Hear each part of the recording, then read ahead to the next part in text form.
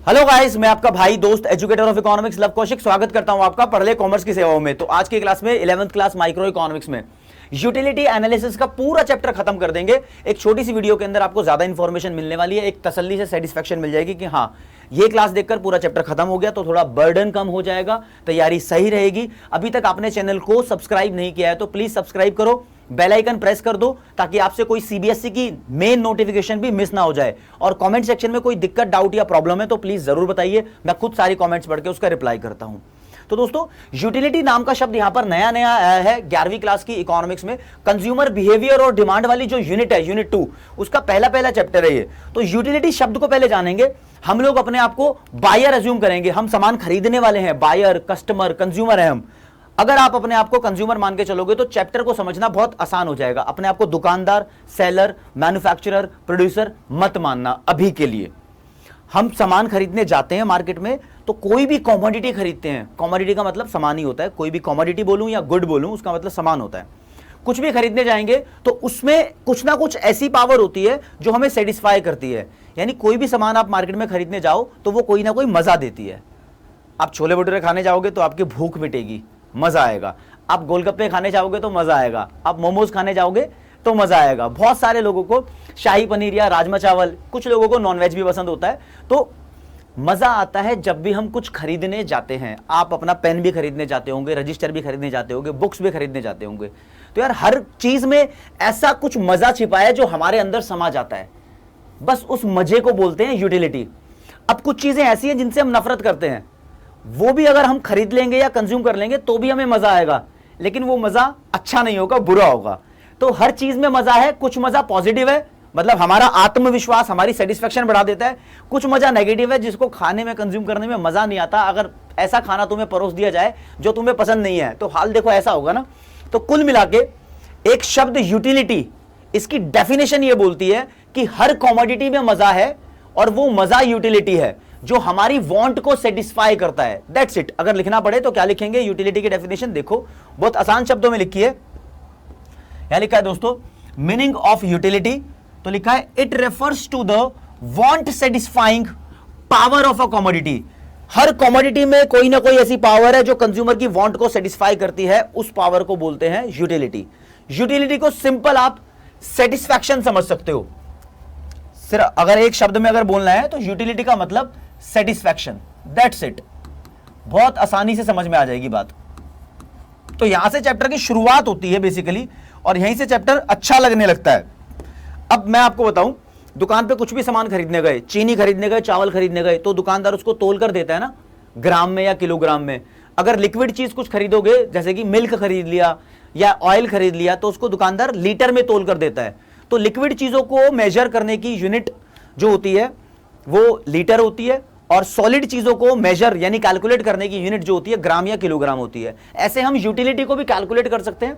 तो इसको कैलकुलेट करने की यूनिट जो होती है वो दोस्तों यूटाइल होती है या यूटिल्स होती है, कुछ भी लिख दो। यूटाइल सिंगुलर टर्म है और यूटिल्स प्लूरल टर्म है। तो utility is measured in terms of utils, ऐसे बोल सकते हो। और ये यूटिलिटी की एक तरीके से एसआई यूनिट हो गई। यानी अगर मैं कहूं कि छोले भटूरे खा के कितना मजा आया, तो आप बताओगे 10 यूटिल्स का मजा आया या 20 यूटिल्स का मजा आया। तो मतलब उस न्यूमेरिकल वैल्यू के आगे ये यूटिल्स लगाना है। और बेसिकली जिंदगी का फैक्ट ये है, जैसे जैसे हम कोई भी चीज खाते रहते हैं ना, तो धीरे धीरे पेट भरता रहता है। बस इसी के ऊपर ये चैप्टर है। मम्मा आपको पराठे ऑफर करेगी या कुछ भी खाना ऑफर करेगी तो क्या होता है, भूख लगी होती है। तो पहला पराठा खाते हैं तो ओहो सेटिस्फेक्शन अच्छी मिलती है, मजा आता है। दूसरा पराठा खाते हैं तो पेट भरने लगता है। तीसरा पराठा खाते हैं तो पेट भर भी जाता है किसी किसी का। तो यार जो पराठे खाते रहते हैं तो उससे मिलने वाला जो मजा है मजेदार होता है, लेकिन वो मजा धीरे धीरे कम होता रहता है क्योंकि पेट भरता रहता है। जिस टाइम आपका पेट भर जाए तब आपको कोई एक और पराठा खिला दे तो उल्टी वाली सिचुएशन हो सकती है, वॉमिट हो सकती है। तो फिर वो पराठा नेगेटिव मजा दे सकता है, मतलब फिर मजा नहीं आएगा। वो सिचुएशन अज्यूम करो ना जब तुम्हारा पेट भरा हो और लोग तुम्हें खाने को ऑफर कर रहे हो, तब मजा नहीं आता। इस फैक्ट को एक टेबल में उतारूंगा और समझाने की कोशिश करूंगा ये हमारी इमेजिनेशन के ऊपर कैसे घूमता है। तो देखो, मैं इस टेबल के अंदर यहां पर एक कॉलम बनाता हूं, इधर लिखता हूं क्वांटिटी। क्वांटिटी किसी भी कमोडिटी की जिसको हम इस्तेमाल करने जा रहे हैं या खाने जा रहे हैं, कंज्यूम करने जा रहे हैं। तो पराठे ही मान लेते हैं। मानो कि पहला पराठा खाया, दूसरा पराठा खाया, तीसरा पराठा खाया, चौथा पराठा खाया, पांचवा पराठा खाया, छठा पराठा खाया, 6 पराठों की बात कर ली और पराठों से मिलने वाला मजा यहां लिख दिया, इधर लिख दिया। अब इसको इमेजिनेशन में काउंट कर रहा हूं, ऐसे ही आपको भी काउंट करना है। मान लो पहला पराठा खा के हमें 10 यूटिल्स का मजा आया, दूसरा पराठा खा के 8 यूटिल्स का मजा आया, क्योंकि पेट भरने लगा ना। जितना मजा पहले पराठे से आया था, दूसरे पराठे से उतना मजा नहीं आएगा। हर चीज में ऐसा होता है। तीसरा पराठा खा के मान लो 6 यूटिल्स का मजा आया, चौथा पराठा खा के 4 यूटिल्स का मजा आया, और पांचवा पराठा खाया तो मजा ही नहीं आया। जब तुम्हें पराठा खाने से मजा नहीं आया तो समझ लो पेट भर गया, यहां पेट भर गया।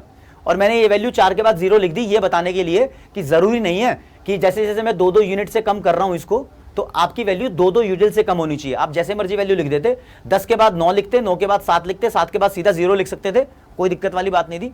अब अगर मुझे कोई एक और पराठा दे दे तो यार अब वॉमिट आ सकती है, तो अब मेरे पास जो ये मजा है ये नेगेटिव पहुंच सकता है। बस मैं ये न्यूमेरिकल वैल्यू लिख के आपको समझाना चाहता हूं।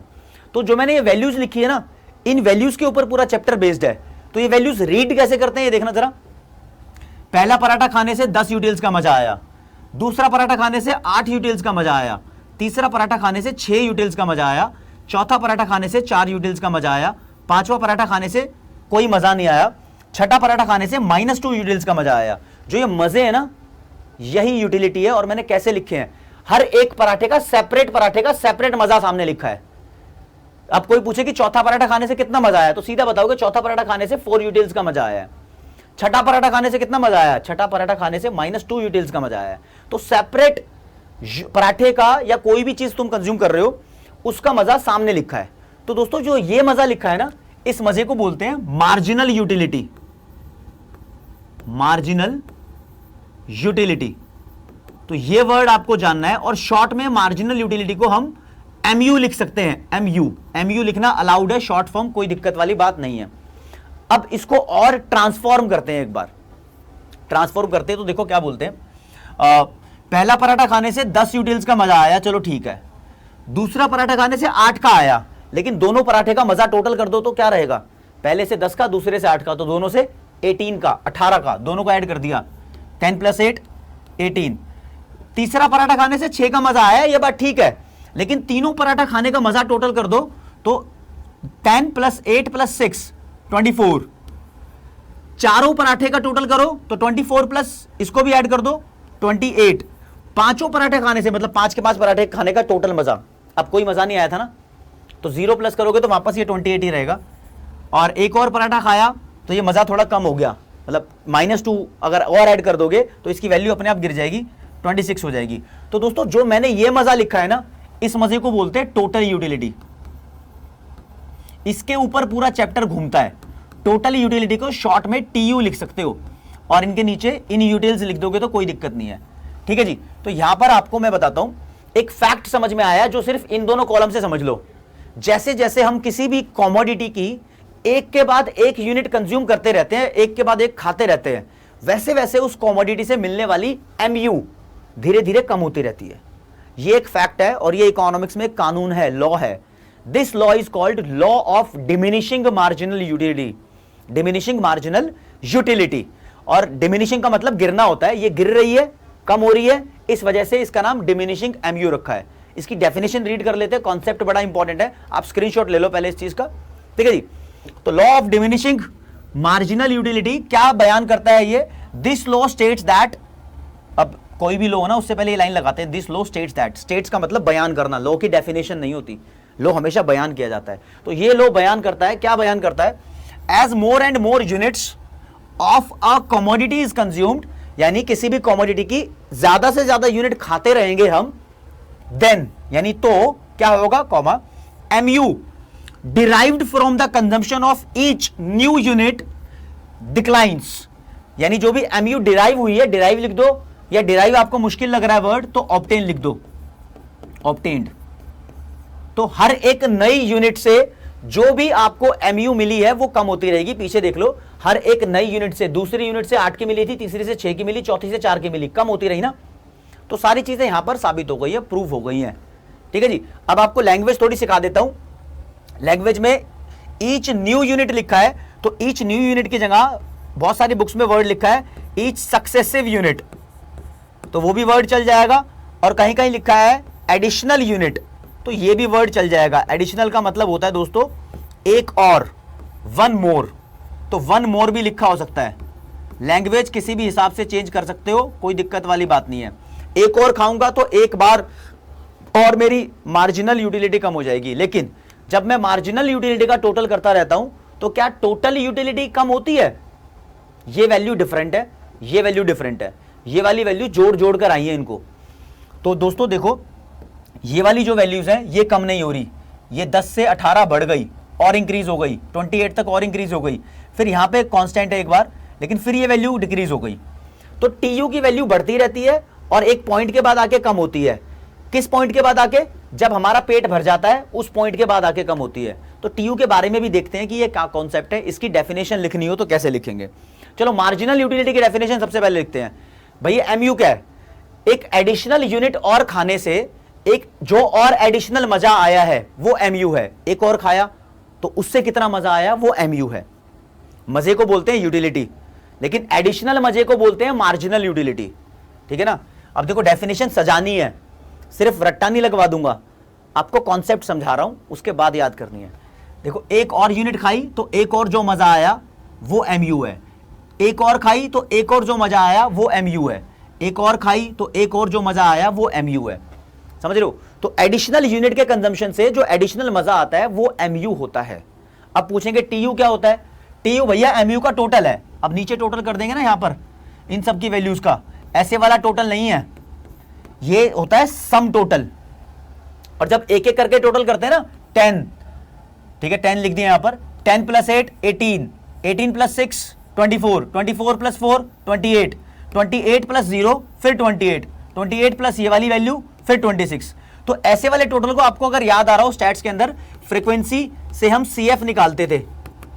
जैसे मान लो यहां 2 4 6 8 लिखा है तो यहां पर 2 + 4 6, 6 + 6 12, 12 + 8 20, ऐसे निकालते थे। तो दोस्तों ये क्यूमुलेटिव टोटल होता है, जिसको नीचे टोटल नहीं करते, एक एक करके टोटल करते रहते हैं।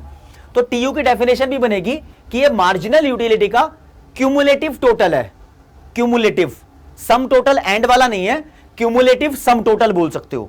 तो डेफिनेशन पढ़वा रहा हूं, उससे पहले आपको बता देता हूं law of diminishing marginal utility की स्टेटमेंट है। अगर इसकी टेबल आएगी तो टेबल ये बना देना, स्टार्टिंग की 2 कॉलम, बस इसकी जरूरत नहीं है। अब डेफिनेशन मार्जिनल यूटिलिटी की तो लिखा है it refers to the additional utility obtained from the consumption of additional unit of a commodity. Additional utility जो मिली है एक और एडिशनल कंजम्पशन करने से वो मार्जिनल यूटिलिटी है। और बेसिकली एमयू की वैल्यू कम होती रहती है। देखो ऐसे जैसे क्वांटिटी बढ़ाते रहेंगे, अब मैं शॉर्ट में लिख रहा हूं 1 2 3 4, तो ऐसे उससे मिलने वाली मार्जिनल यूटिलिटी कम होती जाएगी। 10 8 0 -2, जैसे मर्जी लिख लो, जो तुम्हारा मन करे वो वैल्यू लिख लो, ऐसे कम होती रहेगी। तो यहां पर मार्जिनल यूटिलिटी का डायग्राम कैसा होता है, यानी एमयू कर्व कैसा होता है, उसकी डिस्कशन इंपॉर्टेंट हो जाती है। तो यार एमयू की वैल्यू हमेशा कम होती रहती है। अब आपको 9 10th वाली बात नहीं करनी है, आपको यह पता होना चाहिए जो चीज कम होती है उसका ग्राफ गिरता हुआ बना दो, दैट्स इट। गिरता हुआ कैसे, गिरता कैसे ग्राफ, ये वैल्यूज गिर रही हैं और नेगेटिव भी पहुंच गई, यानी मैं एक्सिस से नीचे ले गया ना, तो यानी ये नेगेटिव वाली एमयू है, ठीक है ना, ये वैल्यूज गिर रही हैं, दैट्स इट। ये एमयू कर्व है। और एमयू कर्व प्रॉपरली क्या बोलता है, मान लो कि मैंने ये एमयू कर्व बना दिया, तो ये एमयू कर्व बोल रहा है, यानी दिखा रहा है कि इसका कोई भी पॉइंट ले लो, ये वाला पॉइंट, ये कहता है कि जो y एक्सिस है इस पे हम मार्जिनल यूटिलिटी लिखते हैं और x एक्सिस पे क्वांटिटी लिखते हैं जिसको हम खा रहे हैं, पराठे हैं चाहे कोई भी हो। तो ये पॉइंट बोल रहा है इतनी तो मार्जिनल यूटिलिटी मिल रही है u1, यानी यहां से लेकर यहां तक, और कंजम्पशन कितना किया है, इतना किया है, यानी इतना कंज्यूम करने के बाद इतनी एमयू मिल रही है। अगर कंजम्पशन बढ़ा देंगे और ज्यादा तो इस लाइन को यहां ले जाओ ब्लैक वाली लाइन पे और फिर इसको यहां ले जाओ, तो देखेंगे एमयू कम हो गई। तो कंजम्पशन के इंक्रीज करने से एमयू की वैल्यू कम हो जाती है। तो ये जस्टिफाई भी हो गया, ये वाला कर्व, ये एमयू कर्व है। और एमयू की वैल्यू को टोटल करते रहो तो टीयू आ जाती है। अब टीयू आपके सामने है, दोबारा बता रहा हूं, देखो मान लो 1 2 3 ऐसे एमयू लिखेंगे, इसकी निकालेंगे, मान लो 10 8 4 है, कुछ भी मान लो, टीयू निकालेंगे तो कैसे, 10 वैल्यू सेम लिख दी, 10 + 8 18, 18 + 4 22। तो दोस्तों ये जो वैल्यूज हैं ये टीयू है, ठीक है। और आगे अगर आप पूछोगे तो 4 कंजम्पशन कर लेंगे 0 कर दो, 5 कर लेंगे तो ये -2 कर दो और वैल्यू निकाल लो 22 और ये 2 माइनस हो जाएंगे 20। टीयू की वैल्यू देख लो, टीयू की वैल्यू बढ़ती रहती है 10, 18, फिर 22, लेकिन एक बार गिर जाती है। तो टीयू की वैल्यू बढ़ती रहती है, गिरती नहीं है। तो इसका कर्व किसी और तरीके का बनेगा। कैसा बनेगा देख लेते हैं। टीयू कर्व में इस चैप्टर में एक बात ध्यान रखना, जो भी कर्व बनाएंगे उसका नाम वाई एक्सिस पे आएगा और एक्स एक्सिस पे हमेशा क्वांटिटी आएगी, जो भी चीज हम खा रहे हैं। तो टीयू कर्व आपको बताऊं, पहले बढ़ेगा फिर कम होगा। ये कर्व अपने आप में क्या बयान कर रहा है कि पहले इसकी वैल्यू बढ़ रही है, जैसे ये बढ़ रही थी, फिर इसकी वैल्यू कम भी हो जाएगी। देखो 22 के बाद 20 हो गई ना, कम भी हो जाएगी, बिल्कुल नीचे नहीं गिरेगी। तो दोस्तों ये टीयू कर्व है। तो टीयू कर्व और एमयू कर्व दोनों पता होने चाहिए। और अब मैं आगे आपको बताऊंगा दोनों टीयू और एमयू में रिश्ता क्या है। एक बार और टेबल बनाएंगे, इतनी बार टेबल बना दूंगा कि आपको याद ही हो जाएगी। ठीक है, अपनी मर्जी से वैसे वैल्यूज ले सकते हैं, कोई दिक्कत वाली बात नहीं है। इधर लिखता हूं क्वांटिटी। मान लो किसी चीज की क्वांटिटी का कंजम्पशन हम बढ़ाए जा रहे हैं, उससे मिलने वाली मार्जिनल यूटिलिटी यहां लिख दी, उसकी वैल्यू कम होती जा रही है 10, 8, 6, 4, 0, -2। ये आसान वैल्यूज हैं। फिर टीयू टोटल यूटिलिटी ऐड करके निकालो। 10 की जगह 10 लिखा, 10 + 8 18, 18 + 6 24 + 4 28, 28 + 0 अगेन 28, 28 - 2 26। ये वैल्यूज टीयू की लिख दी। मैं आपको यहां पर एमयू और टीयू के बीच का रिश्ता बता रहा हूं। इनमें रिश्ता क्या है, कर्व तो आपने जान लिया।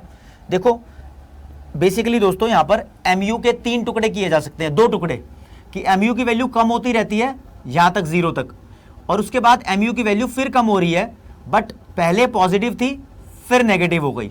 तो एमयू कर्व तो आपको पता ही है, ऐसा बनता है। ये कम हो रहा है, इधर पॉजिटिव है इधर नेगेटिव है एमयू, और टीयू की वैल्यू बढ़ती जा रही है यहां तक, उसके बाद कम हो गई। तो टीयू के भी 2 टुकड़े हो गए। टीयू यहां तो बढ़ रहा है, डिक्रीजिंग रेट से बढ़ रहा है, वैसे स्लो स्पीड से, फिर वैल्यू कम हो गई। अगर इन दोनों कर्व्स को एक साथ बनाएंगे तो कैसे दिखेंगे दोनों कर्व, ये जानना जरूरी है। देख लीजिए, ये ग्राफ बनाएंगे, और क्योंकि दोनों कर्व बना रहे हैं तो दोनों कर्व का नाम लिखेंगे हम वाई एक्सिस पे। टीयू कर्व भी बना रहे हैं और एमयू कर्व भी बना रहे हैं। तो पहले बना देता हूं टीयू कर्व, ये बना दिया। और दोस्तों एमयू कर्व जो बनाएंगे इसके साथ में, जहां पर टीयू की वैल्यू टॉप है, मैक्स टू मैक्स मैक्सिमम है, वहां पर एमयू कर्व इस कर्व को मतलब एक्सिस को टच करेगा। तो वैल्यूज देखो कैसे बनेगी, ये दोनों पॉइंट्स को मैच कर दो।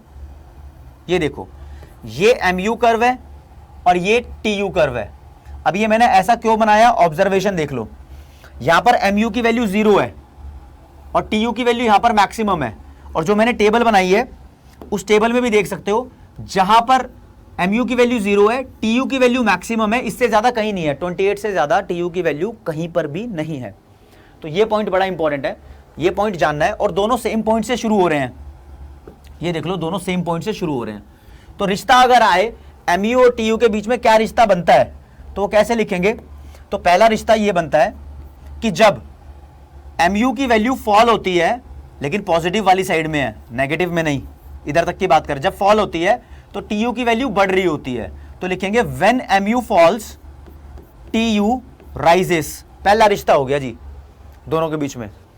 दूसरा रिश्ता क्या होगा, दूसरा बोलेंगे जब एमयू 0 है तो टीयू मैक्सिमम है, तो when MU is 0 TU is maximum, या फिर कांस्टेंट भी लिख दो, कोई दिक्कत नहीं है, मैक्स लिख दिया मैंने बस, यहां पर अपने आप में मैक्सिमम है। तीसरा रिश्ता ये बनेगा जब एमयू की वैल्यू नेगेटिव हो गई गिरते गिरते, ठीक है ना। यहां क्या था, when MU falls but remain positive. यहां पर क्या है, व्हेन एमयू बिकम्स नेगेटिव। जब एमयू नेगेटिव हो गया तो टीयू की वैल्यू फॉल करना शुरू हो गई, तो टीयू स्टार्ट्स फॉलिंग। ये 3 मेन रिश्ते हैं दोस्तों, ये 3 मेन रिश्ते हैं। एक चौथा मेन रिश्ता भी होता है कि एमयू और टीयू दोनों को एक दूसरे की हेल्प से कैलकुलेट कर सकते हैं। अब बार बार कैलकुलेट करके दिखाया, तो मैं यहां पर फॉर्मूला भी लिख देता हूं। एमयू का फॉर्मूला होता है TUN-1 या फिर delta TU upon delta Q। ये मैं भी जस्टिफाई करके बताऊंगा, लिख दिया है फॉर्मूला। और TU का फॉर्मूला होता है समीशन ऑफ MU। ये जो निशान बनाया है ये सम टोटल का निशान है, तो दोनों को एक दूसरे की हेल्प से कैलकुलेट कर सकते हैं। तो चौथा रिलेशन ये बन जाएगा, both MU and TU can be calculated with the help of each other. ठीक है जी। तो MU का फॉर्मूला लिख देना TUN-1 और साथ में TU का फॉर्मूला लिख देना। ये MU से कैलकुलेट हो गया, देख लो, सामने से हट गया मैं, ठीक है ना। तो दोनों को एक दूसरे से कैलकुलेट कर सकते हैं। कैसे कैलकुलेट कर सकते हैं ये मैं दोबारा बता रहा हूं, देख लीजिए।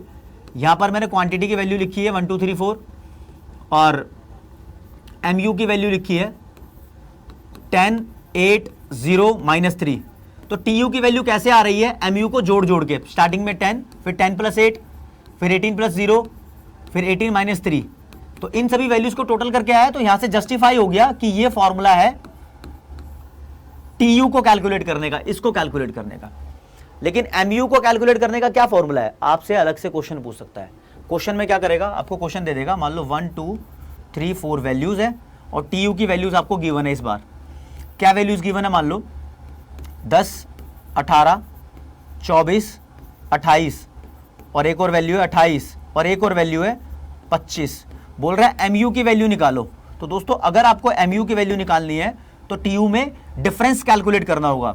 स्टार्टिंग में 10 लिख देना सेम, क्योंकि सेम पॉइंट से स्टार्ट हो रहे हैं। अब 18 और 10 का अंतर 8 है, 24 और 28 का अंतर 24 और 18 का अंतर 6 है, 28 - 24, 28 - 22, 25 - 28 -3 होता है। तो ये वैल्यूज निकाली है mu की। तो mu की वैल्यूज कैसे आई हैं, tu की दोनों वैल्यूज का अंतर, tu माइनस tu। अब मैं n कैसे लिखता हूं, देखो मैं बोलता हूं, अगर मान लो ये वैल्यू निकालनी है mu की, तो tu की सामने वाली वैल्यू देखना 24 है, उसमें से माइनस करना पीछे वाली वैल्यू, तो 24 - 18 ऐसे करा ना। तो सामने वाली वैल्यू को n लिखते हैं और उससे पीछे वाली वैल्यू को n - 1, यानी n से एक पहले वाली वैल्यू। इस बात को ध्यान रखना। अब यहां पर एक ट्विस्ट और है, अगर मान लो क्वांटिटी 1 से 3 हो गई, सीधी 1 से 3 हो गई, बीच में 2 मिस कर दिया जानबूझ के क्वेश्चन वालों ने तुमसे पूछने के लिए, और tu की वैल्यू दी हुई है 10 से 18, तो mu निकालो। mu स्टार्टिंग में 10 निकाल दोगे, फिर दोनों का डिफरेंस 8 लिख दोगे। दोस्तों जो 8 लिखा है ना, गलत लिखा है। ये तब चलता है जब हमारा सीक्वेंस में कंजम्पशन चलता है। अभी 8 को डिवाइड करो जितना इसमें गैप है, गैप को बोलते हैं डेल्टा।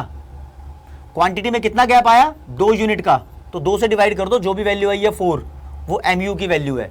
तो इसलिए हम लिखते हैं शुरू में डेल्टा tu, यानी tu का गैप जो कि 8 है, यानी ये डेल्टा tu एक तरीके से डिवाइड कर दो डेल्टा q से, तो वैल्यू आ जाती है। वैसे भी इसमें भी वैसे डिवाइड किया हुआ डेल्टा q से, जो समझ सकते हैं 1 से डिवाइड किया है, क्योंकि बार बार 1 1 का गैप होता है ना, तो 1 से डिवाइड करने में कोई फर्क पड़ता नहीं है।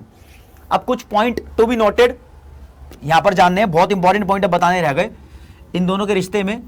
देखो जी, ये tu कर्व है, जहां पर tu मैक्सिमम है वहां पर mu 0 होती है, तो इन दोनों पॉइंट्स को ज्वाइन कर देंगे, तो ये mu कर्व है, ठीक है जी।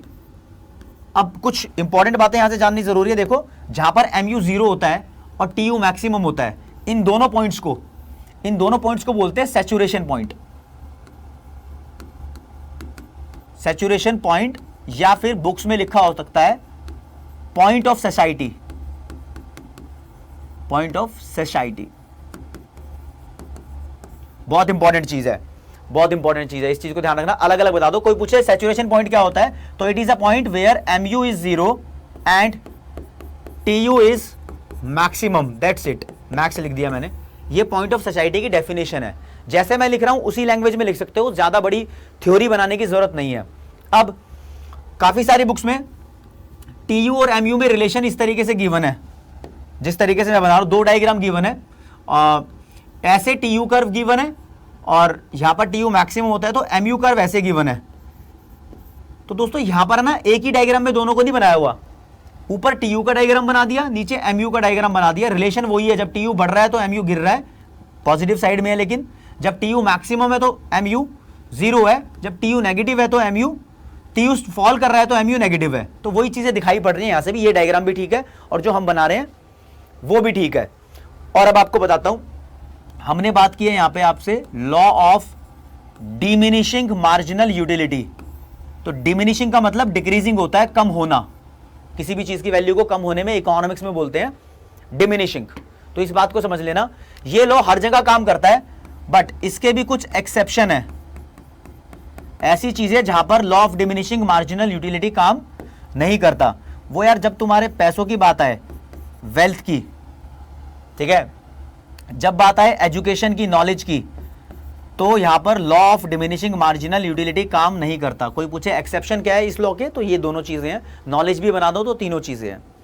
यानी नॉर्मली हम किसी चीज को ज्यादा से ज्यादा खाते रहें तो उससे मिलने वाली एमयू कम हो जाती है, लेकिन नॉर्मली हमारे पास जितना ज्यादा पैसा आए उससे मिलने वाली एमयू कम नहीं होती, उससे एजुकेशन से मिलने वाली एमयू कम नहीं होती। तो इसलिए ये दोनों के लिए ये वाला कानून काम नहीं करता। तो एक बार आपको बता दूं कि हमने क्या किया है। हमने सबसे पहले पे मान लो कि यूटिलिटी की डेफिनेशन की, इस चैप्टर में जो जानना जरूरी है यूटिलिटी की डेफिनेशन। दूसरे नंबर पे मार्जिनल यूटिलिटी की डेफिनेशन, टोटल यूटिलिटी की डेफिनेशन। तीसरे नंबर पे law of diminishing marginal utility, इसमें इसका मीनिंग हो गया, ठीक है जी। इसकी टेबल भी हो गई law of diminishing marginal utility की, क्वांटिटी और एमयू बनानी होती है बस। और इसका अगर डायग्राम पूछे तो सिर्फ एमयू कर्व बना देना, ये वाला इसमें बता देना कि ऐसे एमयू कम हो जाती है कंजम्पशन बढ़ाने से। ये डायग्राम हो गया। और इस लॉ के एक्सेप्शन भी किए हमने अभी। चौथे नंबर पे हमने किया रिलेशनशिप, एमयू और टीयू के बीच का रिश्ता क्या है, इसमें ही हमने सैचुरेशन पॉइंट कर लिया। पांचवें नंबर पे हमने न्यूमेरिकल सॉल्व किए हैं कि इनको एक दूसरे की हेल्प से कैसे कैलकुलेट करते हैं। ये पूरे चैप्टर की समरी है जो आपने करनी है। तो ये चीज हो जानी चाहिए क्लियर कट। अगर फिर भी आपका कोई डाउट बचता है तो कमेंट सेक्शन में आप बताइएगा मुझे, मैं आपको क्लियर कराऊंगा। इसके बाद की क्लासेस में हम पहुंचेंगे कंज्यूमर इक्विलिब्रियम पे। तो यहां से इंपॉर्टेंट क्वेश्चन बता दूं, एक तो एमयू और टीयू के बीच का रिश्ता इंपॉर्टेंट है, एक law of diminishing marginal utility important है। दो चीजें इंपॉर्टेंट है जो आपको करनी ही करनी है हर हाल में। तो दोस्तों आज की क्लास में इतना ही। जय हिंद, जय भारत, नमस्कार, धन्यवाद।